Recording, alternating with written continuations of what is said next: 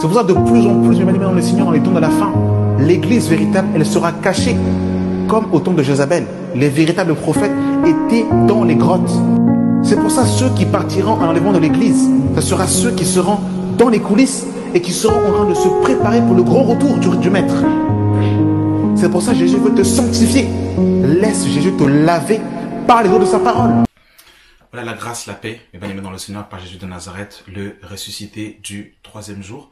Alors dans cette vidéo, nous allons voilà, écouter notre frère, donc le frère Jordan, qui va un peu nous témoigner de son parcours dans le Seigneur, des différentes assemblées qu'il a fréquentées, qu'il a visitées.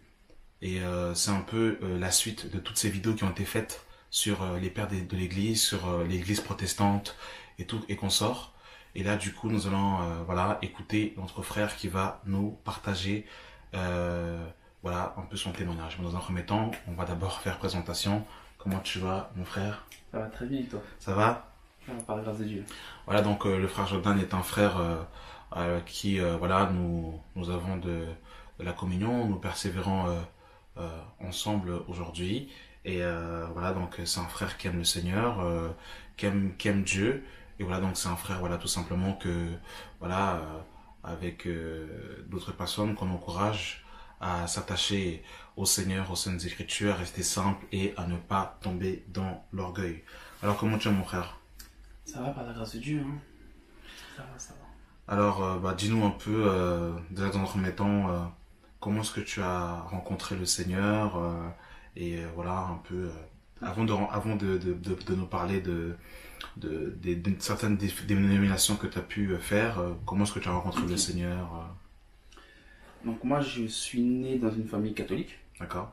Donc une famille catholique, bien que mon père soit musulman, mais bon, j'ai été éduqué comme un catholique. D'accord. Et du coup, donc j'ai été baptisé étant petit, donc comme tout bon catholique. D'accord. Mais depuis tout petit, j'avais cet attachement au Seigneur. D'accord. Donc voilà, j'avais cet attachement qui est inexplicable, mais j'avais cet attachement à Dieu. D'accord. Donc je voulais vraiment en fait persévérer dans la connaissance de Dieu. D'accord. Donc du coup, donc étant petit, j'allais à la messe, tous les trains en catholique, quoi. D'accord. Je portais les chapelets, j'étais très attaché à Dieu. Donc D'accord. je regardais, bon, c'est des détails, mais c'est peut-être anodin pour certains, mais pour moi non. Parce que je regardais par exemple la Passion du Christ. Et je me rappelle dans maternelle, il y avait ma maîtresse, je crois que c'était de moyenne section, je crois que je devais avoir peut-être 3, 4, 5 ans, peut-être. Et du coup, c'était plein mon père que je mettais des croix partout à l'école. Par exemple, elle se plaignait de moi, elle disait que je parlais beaucoup de Dieu, je parlais beaucoup de Jésus, etc., etc. Et du coup, donc mon père m'avait cérémonié, m'avait fait la morale. Et du coup, donc, ça va pas freiner, mais je dirais que ça va un peu ralenti dans ma marche. D'accord. Même j'étais catholique. Et donc, du coup, ma mère m'avait offert un Nouveau Testament, bleu, à 5 ans. Donc, c'est des petits testaments Gédéon, là. D'accord. Et du coup, après, elle m'a inscrit en catéchisme à partir de 8-9 ans. Donc, du coup, j'ai persévéré jusqu'en 5e. D'accord. Donc, à un moment, j'ai eu une crise de foi. Donc, je me suis dit, mais attends, je suis chrétien, en tant que catholique, j'étais catholique, je suis chrétien. Je me rappelle que cette même année-là, je blâmais une fille qui était dans ma classe, qui était évangélique. Elle me disait qu'elle n'était pas baptisée. Mais je dis, comment tu peux être chrétienne alors que tu n'es pas baptisé? Parce que dans l'esprit catholique, on t'enseigne, on te conditionne de sorte qu'il faut que tu sois baptisé en fait dès ton enfance. Et une personne qui n'est pas baptisée, en fait, pour toi, n'est pas chrétienne. D'accord. Donc du coup, je me posais cette question. Je l'avais blâmé en fait durant cette année. Et cette même année, j'étais au catéchisme et tout, et du coup je me pose cette question en fait. Je me dis, mais en fait, est-ce que dans la Bible on doit prier les saints et Marie? Beaucoup diront en fait que non, on leur demande en fait de prier pour nous, de faire intercession, mais en vrai, ils prient ces personnes. D'accord. Pour qu'on se dire ce qu'il en est, pardon. Et du coup, donc, il y a un moment, on était parti en retraite avec l'église catholique, avec la classe de catéchisme dans laquelle j'étais. On était parti en retraite et à un moment, je demande à un curé. Pourquoi? Parce que c'est écrit dans la Bible qu'on doit prier les saints. Et du coup, il m'a répondu, bonne question. Donc, il fait des choses en fait par tradition. Et non, en fait, selon les rudiments de la parole. Donc ça, c'est quand tu es rentré dans l'église catholique, c'est ça? Ça, c'est quand j'étais catholique. Ça, c'est quand tu étais catholique. En fait, je suis né dans le catholicisme. D'accord. Je suis né dans le catholicisme. Ok. Et donc, du coup, c'était cette même année-là. Bah, du coup, comme j'ai eu cette crise de foi, donc je me suis dit, mais en fait, je suis pas dans la vérité. Parce que ce n'est pas écrit. Moi-même qui ne connaissais pas la Bible, j'avais commencé à la lire cette année-là, bah, je me dis, mais c'est pas normal en fait. Comment en fait on peut faire quelque chose qui n'est pas écrit? Et je me dis, mais pour moi, c'était invraisemblable. Donc, du coup, j'ai commencé à rechercher en fait dans l'islam. Du coup, j'ai acheté des Corans, je me suis investi dans l'islam. Pas investi au point de me convertir, mais j'ai quand même cherché. J'ai lu le Coran et tout, donc je posais des questions à mon père. Mon père n'était pas pratiquant, on va dire. Mais il me répondait quand même, dans la moindre mesure où il connaissait sa religion. Donc du coup, je lui ai posé des questions. Après, bon, j'ai dit, bon, l'islam, ça me plaît pas. Non. Donc je suis parti voir le judaïsme. Je me suis dit, Jésus était juif, donc pourquoi pas en fait s'intéresser au judaïsme. Donc je me suis intéressé au judaïsme, j'ai acheté la Torah en hébreu, j'ai acheté une kippa, tout. J'étais déterminé. Mais j'ai dit, non, dans ça là, il n'y a pas le Seigneur. Donc, cette même année-là, hein. Donc je me suis posé des questions, je me suis dit, ok, bon. Et après, il y a des témoins de Jéhovah qui ont sonné à ma porte. Donc c'est là où on vient aux dénominations. On va dire que, en fait, c'est cette année-là que j'ai rencontré le Seigneur parce que je me suis dit en fait qu'il n'y a pas la vie dans ça, donc je retourne dans le christianisme en fait. Et c'est là que je me suis dit en fait, vraiment, je peux pas abandonner Jésus. Donc j'avais cette conviction en moi, tu vois, c'est comme si, même si j'étais dans l'ignorance, mais c'est comme si j'ai toujours connu le Seigneur. Je sais pas si tu vois ce que je veux dire. J'étais fermement attaché à lui dès mon enfance. C'est pas quelque chose qui est anodin à mes yeux, donc j'ai toujours vécu avec la parole de Dieu en soi. Elle était toujours près de mon cœur en fait. Bien que je la lisais pas souvent, mais j'avais quand même cette pensée de Jésus, bien qu'elle était catholique. Bien que je dis pas que le catholicisme c'est la vérité, hein. Faut comprendre mon langage, mais de sorte que un catholique, il peut en fait venir à la vérité parce qu'il a déjà cette pensée de Christ. Je sais pas, en lui. Il croit déjà en Jésus, plutôt qu'une personne qui est athée ou d'une autre religion. Bref. Et du coup, les témoins de Jéhovah sont venus sonner à ma porte. Et du coup, il y a une femme qui est très gentille d'ailleurs, qui avait sonné à ma porte et qui m'a posé cette question. Qu'est-ce que vous pensez du monde? Donc j'ai dit, moi je suis un jeune chrétien, j'étais catholique à l'époque, et je lisais la Bible.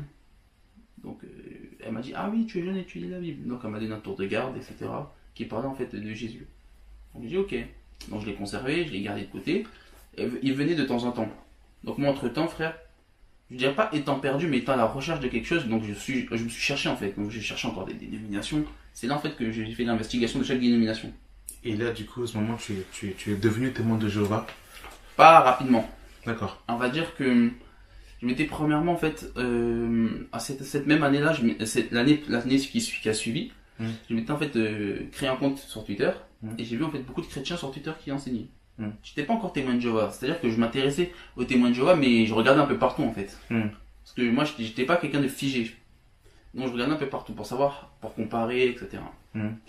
Et du coup, donc, j'ai vu les chrétiens de Twitter, la plupart c'était des évangéliques. D'accord. Donc du coup, j'ai fait, ah ouais, bon, je me suis intéressé à l'évangélisme. J'ai pas été dans une assemblée, mais je regardais des femmes pasteurs enseigner, tu vois, de telles abominations. Désolé, mais c'est une abomination, je l'ai dit. Hein. Mais je voyais en fait de telles choses, mais que en fait, à l'époque, en fait, je trouvais ça normal en fait. Ça prend en y repensant, je me suis dit, ah ouais. Donc je me suis intéressé, je regardais une assemblée, tu sais, à l'époque il y avait des lives, des cultes en live. Du coup, je regardais en live. Après, bon, ça me plaisait pas trop. Puis les témoins de Jéhovah sont arrivés. La dame qui me suivait, en fait, en gros, chez les témoins de Jéhovah, ça s'appelle une visite. D'accord. Dans le jargon de l'organisation des témoins de Jéhovah, c'est une visite, on appelle ça. Et du coup, en fait, elle m'a proposé une étude biblique avec un jeune homme qui était de la même origine que moi. D'accord. Donc, tu vois un peu la chose. Donc, du coup, en fait, après, tu es rentré dans tu es devenu témoin de Jéhovah ou tu les as fréquentés de loin ou... C'est-à-dire qu'en fait, ça s'est fait progressivement. D'accord. Donc, il faut savoir une chose, les témoins de Jéhovah, ils ont un livret qui s'appelle Qu'enseigne réellement la Bible. Bon. Et dans ce livret-là, en fait, il y a différents thèmes. Et juste le titre, en fait, du petit livret, c'est Qu'enseigne réellement la Bible. Donc, c'est-à-dire qu'en fait, c'est comme si c'est eux qui détenaient la vérité. Je me suis dit, ah ouais. Alors, du coup, j'ai commencé à étudier la Bible avec lui, j'étais déterminé. Hein. J'étais déterminé. On a étudié. après j'ai commencé à partir aux réunions, progressivement. Faut savoir que mes parents n'étaient pas au courant. Donc j'ai fait ça dans leur dos. Tu vois. Parce que bon, ma famille, j'expliquerai par la suite, mais ma famille n'a pas mal réagi. C'est pour ça que j'étais devenu témoin de Jéhovah. Mais j'ai fait ça dans le dos de ma mère. Donc tu es devenu après témoin de Jéhovah. Voilà, je suis devenu témoin de Jéhovah. Et tu es resté combien de temps parmi les témoins de Jéhovah? Je suis resté 3 ans à peu près. D'accord, 3 ans, tu allais régulièrement à la salle du royaume? J'allais régulièrement à la salle du royaume, je prêchais toutes les semaines. Donc tu allais évangéliser aussi avec les J'allais évangéliser. D'accord, ok. Et donc tu t'es habillé aussi comme témoin de Jéhovah? Comme témoin de Jéhovah. Costume, cravate. Costume, cravate, petite Bible, ton de garde à la main, réveillé. Tu allais faire du porte-à-porte? Du porte-à-porte. C'est ce qu'ils appellent le ministère du chant. Et du coup, qu'est-ce qui a fait que, en fait, au bout de ces 3 années, que tu quittes le milieu des témoins de Jéhovah? Moi, je dirais que Dieu parle d'une manière tantôt d'une autre. Donc, c'est-à-dire que Dieu s'est servi de ça, en fait, pour me former dans ma marche. Donc, en fait, Dieu peut se servir de n'importe quelle chose pour former quelqu'un. D'accord. Donc, je dirais que c'est son Et du coup, quelles sont les doctrines qui ont fait que tu t'es rendu compte de la supercherie des témoins de Jéhovah? Et juste avant que le frère puisse parler, on a fait pour ceux qui veulent voir un enseignement sur les témoins de Jéhovah. Donc vous pourrez aller voir un peu l'origine des témoins de Jéhovah, où on explique un peu comment ils ont commencé, qui est justement le fondateur des témoins de Jéhovah et quelles sont les différentes doctrines qu'ils enseignent. Voilà. Donc, quand j'étais témoin de Jéhovah, déjà, bon, j'y croyais fermement, mais je regardais quand même un peu ailleurs. Parce que je me disais en fait que même si c'est la vérité, bon, il y a des trucs qui clochaient quand même. Parce que en fait, j'aimerais juste revenir en arrière. Quand je m'intéressais à l'évangélisme, je croyais que Jésus était Dieu. Mais c'était pas ancré en moi. Du coup, quand je suis devenu témoin de Jéhovah, j'ai dit non, il n'est pas Dieu, c'est un ange. L'archange Michael. L'archange Michael. Pour les témoins de Jéhovah. Voilà. Donc ils disent que Jésus a été créé. C'était créé. Le premier né de toute la création. Et du coup, donc, je me suis dit, bon, allez, je regarde un peu ailleurs, etc. Et c'était... il y a un moment, j'ai rencontré un frère, un Bobby. Et du coup, donc, c'était un ancien témoin de Jéhovah. Ah, lui aussi était témoin de Jéhovah? Il était témoin de Jéhovah. D'accord. Et du coup, donc, je voyais en fait... là, je vais passer au second mouvement, mais à peu près, c'était l'évangile éternel. D'accord. Ok. D'accord. Du coup, je voyais le frère Bobby qui avait, tu sais, l'évangile éternel, ils avaient cette révélation. Ils ont cette révélation. Alors, est-ce que tu peux expliquer rapidement pour les auditeurs, pour qu'ils puissent comprendre, pour ceux qui ne connaissent pas l'évangile éternel, pour qu'ils puissent en parler un peu rapidement. L'évangile éternel, c'est selon l'Assemblée des Saints, qui est une église qui s'établit en fait dans chaque localité, mais qui est d'origine congolaise, qui a pour tête un collège de pasteurs, mais celui-là le plus connu c'est le docteur Kalo Kabunda, qui est basé à Kinshasa. Et du coup, donc, ils ont en fait une vision des Écritures. Ils sont plutôt basés sur la révélation. Donc, ils ont plus la révélation. Ils font beaucoup d'enseignements sur Internet. Beaucoup d'enseignements sur Internet. Ils sont très disponibles en fait pour enseigner. Ils enseignent que Jésus est Dieu. Bon, après, je vais me passer sur les détails de leur doctrine. Mais c'est juste pour dire en fait que j'avais rencontré ce frère. Et du coup, en fait, ce frère m'a confondu. Parce que moi, j'allais dans l'espoir en fait de débattre avec lui pour lui dire non, mais frère, tu te trompes. Et il m'a confondu. Parce que il avait quand même la doctrine de Christ. Donc, je vais dire que c'est par ce frère que Dieu m'a permis en fait de connaître la vérité. Par rapport en fait au témoin de Jéhovah, que tu t'es rendu compte qu'il y avait des choses qui n'allaient pas. Voilà. Lui étant ex-témoin de Jéhovah. Exactement. Par rapport au témoin de Jéhovah et par rapport en fait à la lumière sur les Écritures qu'il m'a apporté, donc la divinité de Christ. Je me rappelle, c'était un moment, c'était appelé pour la première fois. Il m'avait en fait démontré avec la Bible des témoins de Jéhovah, la traduction du monde nouveau, que Jésus était Dieu. Que bien en fait qu'ils ont, je dirais pas falsifié, parce que ça en fait ça donnerait en fait de l'honneur aux arguments des musulmans. Je dirais plutôt qu'ils ont orienté certains passages pour que ça aille dans leur sens, au lieu en fait de prendre la Bible telle qu'elle est et de démontrer en fait leur doctrine par l'esprit. Et du coup donc il m'a démontré par A plus B que Jésus était Dieu. J'étais choqué et je me suis dit non. Est-ce que tu as par exemple un verset par exemple qu'il a pu te donner rapidement, un verset peut-être, si ça te revient bien sûr, qu'il a peut-être pu prendre pour t'éclairer? Je donne un exemple. Donc au début, je lui ai montré Jean 1 verset 1. Donc je sais pas si c'était une Bible de témoin de Jéhovah, mais dans cette Bible de témoin de Jéhovah, on met en fait Jésus avec un petit d. On dit dans cette version, donc dans la version du monde nouveau, alors au commencement était la parole était avec Dieu et la parole était un Dieu. Donc si on met l'aléatoire de définition un Dieu, c'est bien ça. Un Dieu. Voilà. Donc c'est à dire qu'en fait c'est comme si on le rabaissait au sens de plusieurs divinités. Parce qu'il y a le psaume 122 qui dit en fait vous êtes des fils du Très-Haut, vous êtes des dieux. Donc en fait ils ont rabaissé le Christ à ça.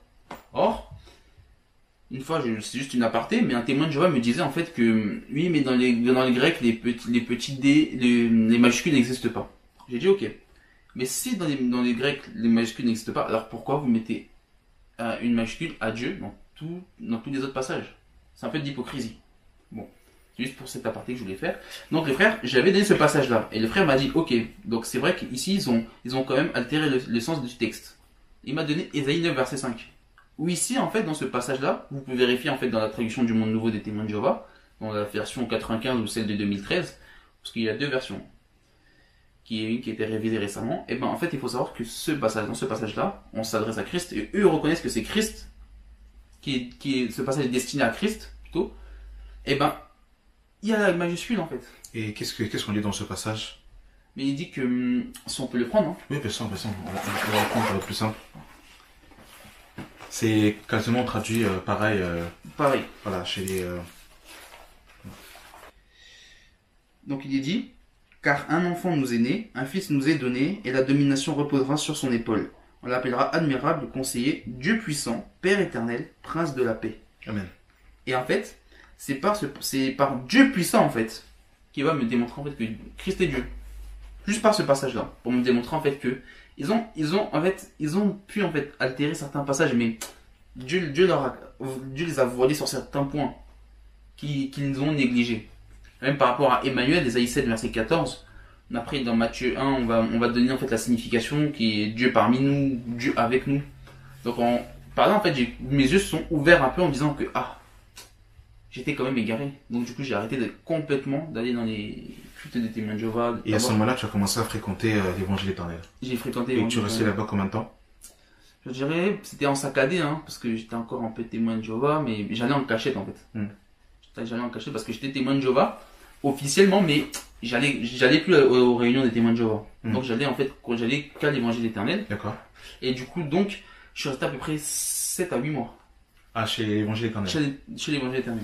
Et du coup, si aujourd'hui tu devrais, par exemple, t'adresser à une personne qui suit le mouvement de l'évangile éternel, rapidement, quels sont les points sur lesquels, en fait, pour toi, tu n'as pas voulu continuer parmi ceux-là? En quelques points, si tu pourrais citer certaines doctrines qui sont étrangères par rapport en fait à... Voilà.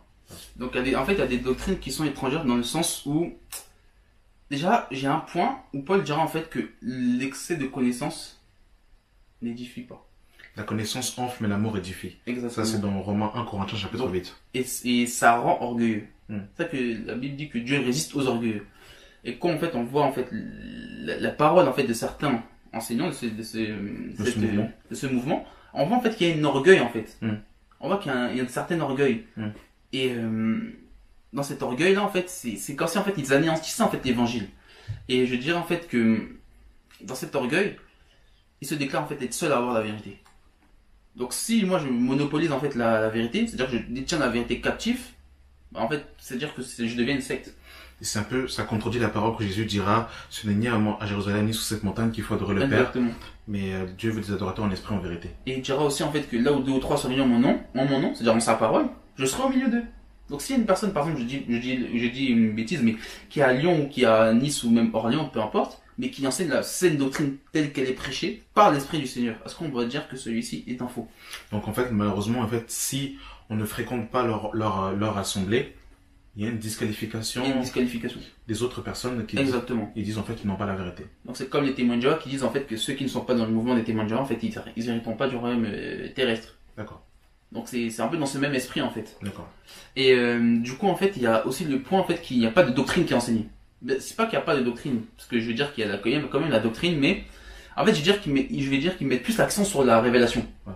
Et le problème en fait c'est ce que j'ai pu remarquer, c'est que Paul quand il dit dans 1 Corinthiens 14 verset 6, il dit en fait si je vous parle pas par révélation, par doctrine ou par prophétie, mais on va voir que Paul ne prenait pas en fait une seule chose pour...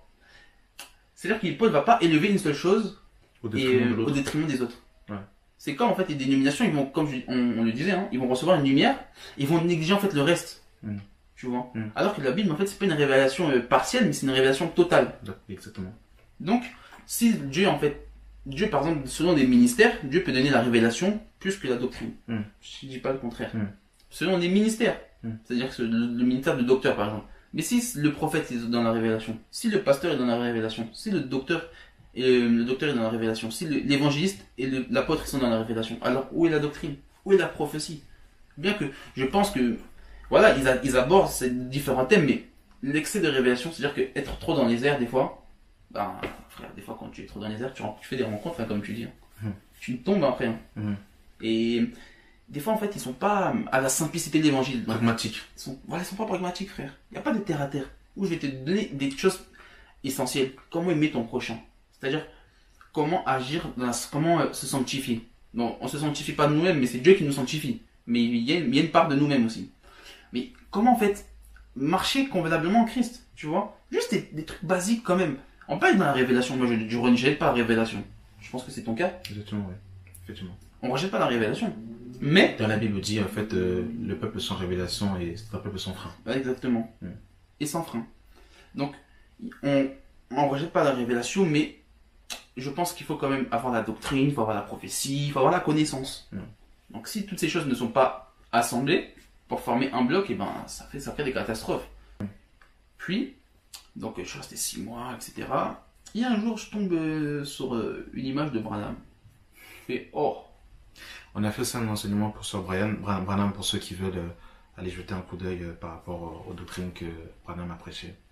Mais il faut comprendre que notre but, hein, c'est une petite aparté, c'est pas de cracher sur des personnes dans des mouvements. C'est pas en fait de critiquer les croyances ou autres. Mais on parle souvent dans la parole. Si on ne dit rien, bah voilà, Dieu nous demandera en fait des dettes de sang, parce qu'il faut qu'on dise la vérité. Donc j'y vais et tout, tranquille. La première chose c'est pas que ça m'a frappé, mais j'étais déjà quand même, c'était pas dans une idolâtrie, hein, mais j'acceptais en fait, déjà.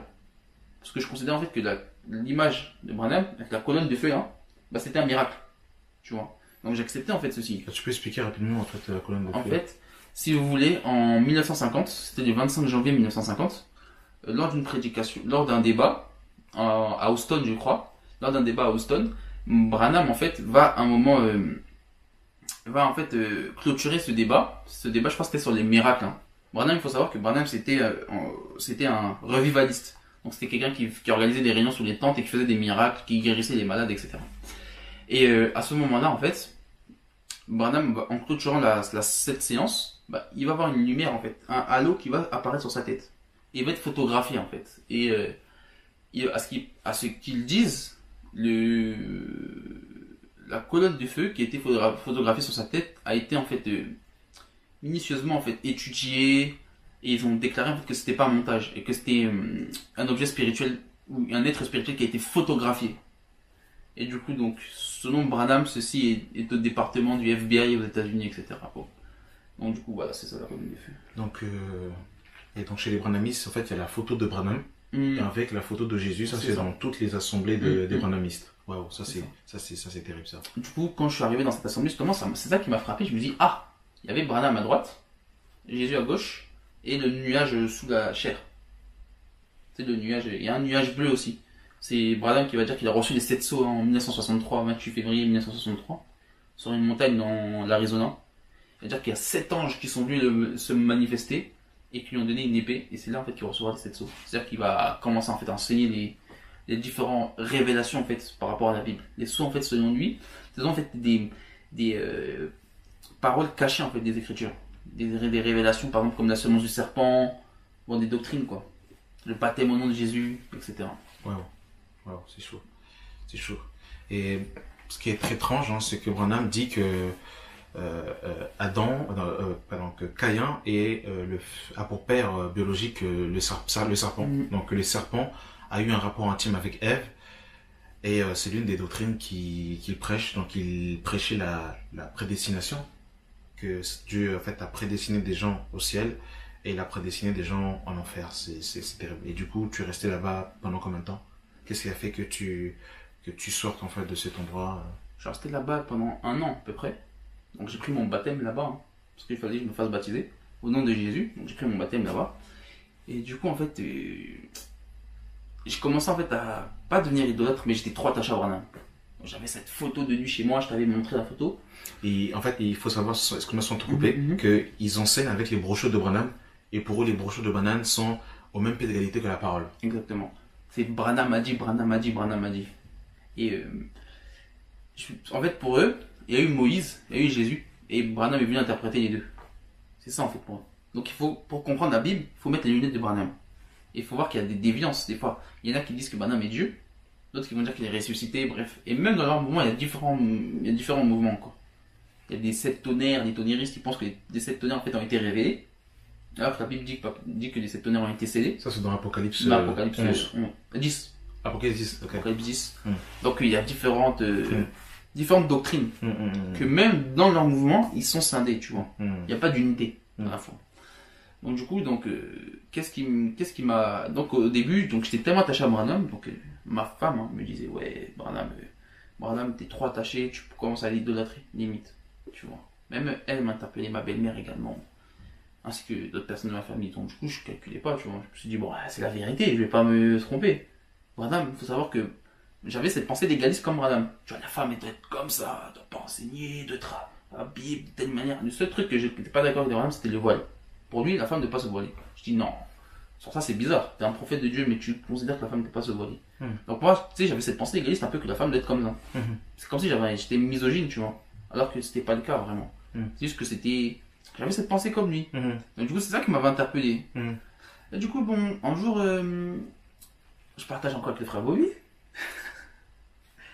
Il me dit, ah ouais, donc t'es devenu un frère du message, toi. Je fais, ouais. Il me fait, ok. Donc, montre-moi la doctrine de Branham alors. Montre-moi que c'est biblique. Et encore une fois, le frère, il m'a confondu. C'était quoi comme point de doctrine qui est sur les 7 âges de l'église. Est-ce que ça, c'est biblique? Donc, non, il m'a dit que non, c'est pas biblique. Donc, il m'a montré, en fait, par rapport aux écritures, que c'était pas biblique, que Branham n'est pas Élie, etc. Donc, je dis, ok. Donc, après, il m'a dit, c'était avant que je vienne chez toi, il m'a dit, bah, tu sais, bon, là, en ce moment, il me parlait de ça bien avant. Il me disait que quand il était pas sur Paris, il me disait qu'il y avait des églises de maison. Ou des églises qui se réunissent dans les maisons. Parce que c'est pas des églises de maison. Voilà. Mais c'est comme ça qu'on l'appelle, que les personnes appellent des saints qui se réunissent dans les maisons. Et du coup, donc il m'a présenté, il m'a dit, bon, il y a un frère qui se réunit dans sa maison, si tu veux passer, viens. J'ai dit, ok.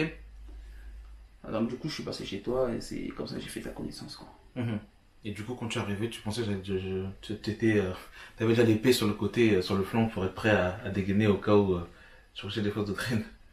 Au début, bon, j'étais un peu dans l'observation, je me dis, bon, ces frères-là, je vais voir. Je vais voir. Et je me suis dit, bon, on va voir. Après, j'allais pas être dans la confrontation quand même, parce que la parole dit de respecter ses aînés. Et voilà, l'éducation aussi me dit de respecter mes aînés quand même, donc je ne peux pas venir dans la confrontation alors que tu es plus grand que moi, tu prêches déjà, donc non, quand même, il faut avoir l'équilibre. Et c'est là en fait que je me suis rendu compte en fait que le message en fait, c'était, parce que ça s'appelle comme ça, c'était pas la vérité. Parce qu'en fait, c'est souvent la pensée de l'homme. Alors que quand je comparais par rapport à ce que tu disais, bah, en fait c'était fondé sur les écritures. Tu n'avais pas une pensée, tel a dit, mon papa pasteur a dit ceci, mon père spirituel, non, mon père dans la foi m'a dit cela, tu vois. Non, c'est que les apôtres ont dit, les prophètes ont dit seulement, tu vois. Waouh. Donc là, du coup, en fait, c'est un peu ton parcours un peu dans le Seigneur. Donc vraiment que Dieu soit béni, parce que je sais pas si vous avez déjà eu l'occasion de parler des témoins de Jéhovah, mais ils sont très perspicaces et ils sont très ils sont très formés. C'est-à-dire en fait quand même pour aller parler à un témoin de Jéhovah, si vous n'êtes pas assez dans les Écritures, vous pouvez quand même, ils peuvent quand même facilement vous transporter. Donc il faut quand même, c'est vraiment une grâce de sortir de là. Donc vraiment que Dieu soit béni, vraiment en tout cas, pour tout ça. Donc comme le frère l'a dit, donc le but de ce témoignage par rapport en fait à son parcours, où il est sorti, tout ça, c'est pas de dire en fait que nous sommes meilleurs que les autres, pas du tout. Le but, c'est pas de dire que moi j'ai la vérité, pas du tout. Le frère a fait ma rencontre, mais il a fait la rencontre aussi d'autres frères aussi. Le but, comme vous avez pu le voir en fait, et je vous invite aussi, pour ceux qui n'ont pas eu l'occasion de voir aussi, j'ai fait une playlist à ce sujet.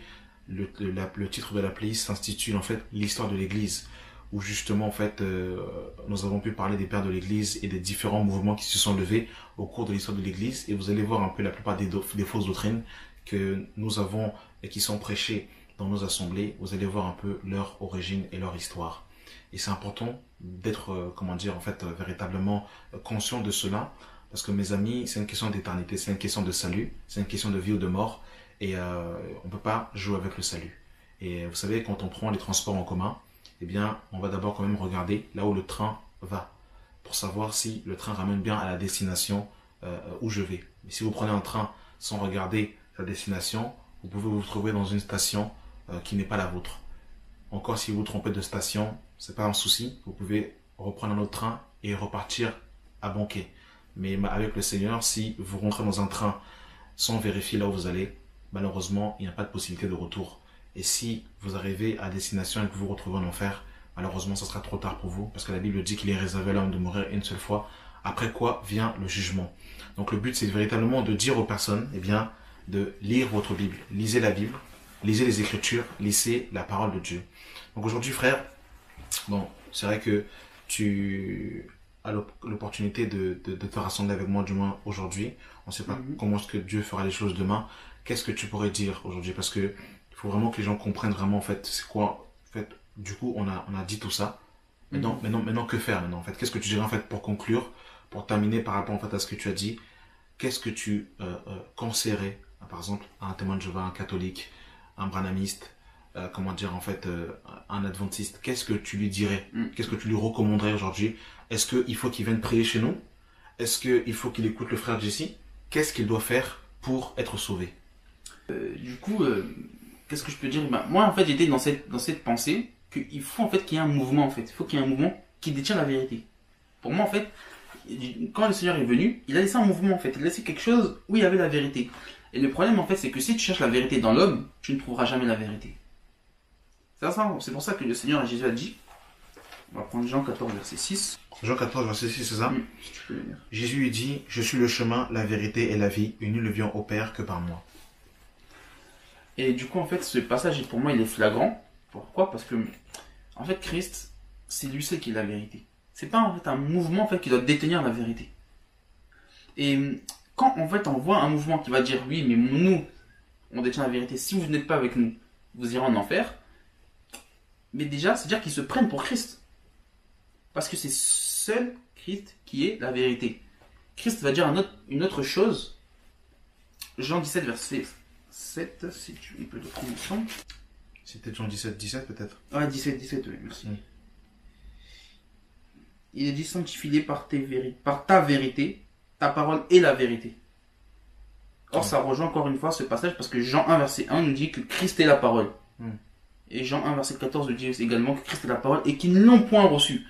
Donc, on comprend par là quoi? On comprend que tous ceux en fait qui se déclarent en fait en disant qu'ils ont la vérité, en disant que c'est eux la vérité, ils n'ont point reçu Christ. Puisque s'ils avaient reçu Christ, ils avaient reçu cette lumière, ils n'auraient pas déclaré que eux sont la vérité, mais que c'est Christ qui est la vérité, et c'est Christ qui les conduit en fait vers l'aurore. Dans Ésaïe 8, verset 20, il est dit que s'il n'y a point la loi et les témoignages, il n'y a point d'aurore. Donc on comprend par là que dans ces différents mouvements, on va voir qu'ils vont négliger en fait la loi, et d'autres vont négliger le témoignage, qui est Christ. Le témoignage c'est la grâce, la loi c'est Moïse. Donc on voit en fait qu'il y a des doctrines bizarres dans la doctrine du remplacement, etc. Par rapport aux témoins de Jéhovah, aux adventistes, etc. Mais on comprend par là en fait que ils n'ont point la vérité. Donc chez eux il n'y a point d'aurore. Et je voulais encore une fois prendre un autre passage.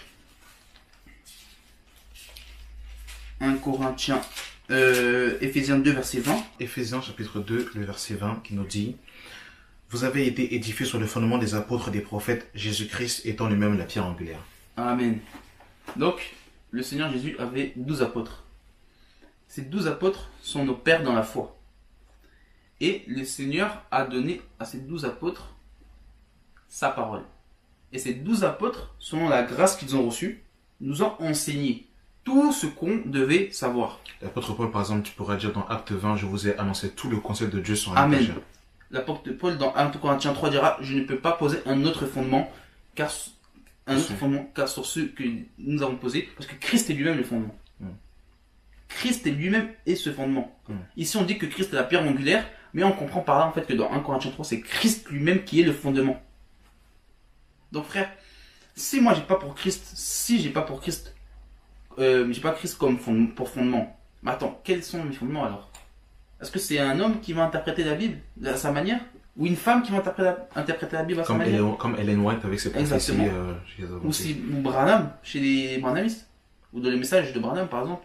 Donc en fait, en gros, si je comprends bien, en fait, toutes ces dénominations ont à leur tête, en fait, un homme qui a interprété, en fait, les Écritures. Exactement. Si on va chez les témoins de Jéhovah, par exemple, en fait, il y a Charles Taze Russell.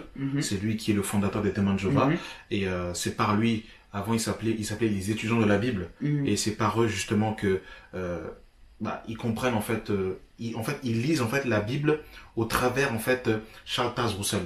Exactement. Si on va, par exemple, voilà, chez les protestants, il y a Jean Calvin, par exemple. Il y a encore des gens comme, Martin Luther, des gens comme Zwingli, qui sont, eux, entre guillemets, comme, en fait, les pierres angulaires.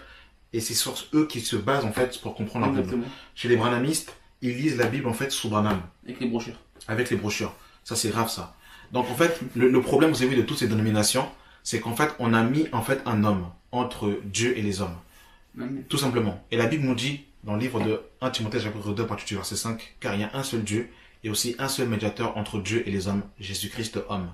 Donc, en fait, ce que nous disons, c'est que Jésus, quand il est venu sur la terre, il n'est venu bâtir aucune dénomination. Il n'est pas venu bâtir l'église catholique. Il n'est pas venu bâtir les baptistes, les protestants, les presbytériens, les adventistes, les mormons, les témoins de Jéhovah, l'évangile éternel, le baptisme, toutes ces dénominations que les hommes ont bâties, Jésus n'y est pas. Jésus est venu justement faire des disciples, mais il n'est pas venu bâtir une dénomination quelconque. Donc ce que nous disons aux frères et aux sœurs, revenons à la parole. Revenons à la Bible. Revenons sur le fondement des apôtres et des prophètes. Soyons comme les Juifs de Bérée, qui vérifient les Écritures pour voir si ce que Paul leur disait était exact. Malgré les miracles, malgré la démonstration de la puissance qui émanait de la vie de Paul, ils ont vérifié les Écritures pour voir si ce que Paul leur disait était exact. Donc vraiment que Dieu nous aide, que Dieu nous sauve. Vraiment, sortons du système religieux, sortons en fait de Babylone et revenons à la simplicité des Écritures. Revenons en fait à l'enseignement que Pierre a prêché, que Paul a prêché, que Jean, Jacques et tous en fait les prophètes des Écritures ont prêché. Voilà. Je ne sais pas si tu voulais dire une dernière chose avant de pouvoir clôturer cela. Avant de pouvoir clôturer cette vidéo. Avant de clôturer cette vidéo, j'aimerais dire en fait que, bien aimé dans le Seigneur, ayez ces sentiments plus nobles que les Béréens. Les Béréens examinaient sans cesse ce que leur disait. On va prendre quand même rapidement ce passage quand même. Exactement, frère. Ouais. Acte 17. Si, bien aimé, prenez votre Bible, surlignez, stabilotez. C'est important. Vraiment. Acte 17, à partir du verset 11. Il dit, ces Juifs avaient des sentiments plus nobles que ceux des Thessaloniques. Ils reçurent la parole avec beaucoup d'empressement et ils examinaient chaque jour les Écritures pour voir si ce qu'on leur disait était exact. Amen. Amen. Bien aimé. Pour savoir si cela était exact. Donc en fait, il n'y a aucune révélation, aucune prophétie, aucun songe qui va au-delà de la parole de Dieu. Frère, aucune révélation, aucun songe doit aller au-delà de la parole de Dieu. Amen. Paul dira dans Galates 1 verset 6 que si quelqu'un vient vous annoncer, même un ange, un autre évangile, que ce que nous vous avons annoncé, qu'il soit anathème, c'est-à-dire maudit. Parce que frère, bien aimé, ils vont annoncer une révélation qui n'est pas fondée sur les Écritures. Je te donne un exemple, un cas pratique. Branham a dit qu'il y a 3 Bibles. La pyramide de Gizeh, la Bible que nous avons et les étoiles. Est-ce que c'est biblique? La Bible nous dit que toute écriture est inspirée de Dieu. Et pas toute étoile ou pyramide. La pyramide, c'était un sarcophage de Pharaon qui était un païen, qui adorait des divinités païennes. C'était quelque chose qui était diabolique, dédié à des impies. Il disait que Jean le Baptiste était à 9 ans dans le désert, que Jésus est mort en fait en parlant langue sur la croix. Il y a tellement d'ineptie que c'est grave. Que Dieu nous sauve, que Dieu nous aide. Amen. C'est pour ça que toute révélation, bien aimé, doit être basée sur les Écritures. Si on vous sort des révélations farfelues, dites pas Amen. Il y a une expression qui dit, nous ne disons pas Amen à tout. Donc soyez comme les Juifs de Bérée, examinez si cela est exact. Donc voilà, bien aimé. Amen. En tout cas, mes bien-aimés, merci d'avoir pris le temps de regarder cette vidéo. Et vraiment, si tu te sens concerné par ce qui a été dit, prie le Seigneur. Demande au Seigneur véritablement que le Seigneur puisse vraiment t'éclairer sur sa parole. Et ma prière est vraiment que Dieu puisse envoyer des ouvriers dans sa moisson, parce que la moisson est grande, mais il y a peu d'ouvriers. Donc vraiment que le Seigneur vraiment délivre son peuple, sorte en fait son peuple en fait des systèmes pyramidaux, là où en fait les hommes en fait sont égorgés et préparés pour l'enfer. Voilà. Mais je crois toutefois que dans toutes en fait ces dénominations que nous avons citées, il peut aussi avoir des enfants de Dieu. Nous ne disons pas que tous ceux qui sont là-bas sont du diable. D'ailleurs, la parole de Dieu nous dira dans le livre de 2 Corinthiens chapitre 6, mon peuple sortez du milieu d'elle afin de ne pas participer à ses œuvres. Donc il est possible que parmi en fait les dénominations que nous avons citées, qu'il y ait aussi des enfants de Dieu. Donc il faut quand même avoir l'équilibre. Il ne faut pas commencer à les diaboliser tout le monde. Mais c'est le système dont nous qualifions. Le système, en fait, n'est pas la volonté de Dieu. Voilà, mes amis. En tout cas, merci d'avoir pris le temps de regarder cette vidéo. Et que la grâce et la paix soient avec vous. Merci, Jordan, pour ton témoignage. Et voilà, que l'honneur et la gloire soient rendus à notre Seigneur au nom de Jésus. Amen. Amen.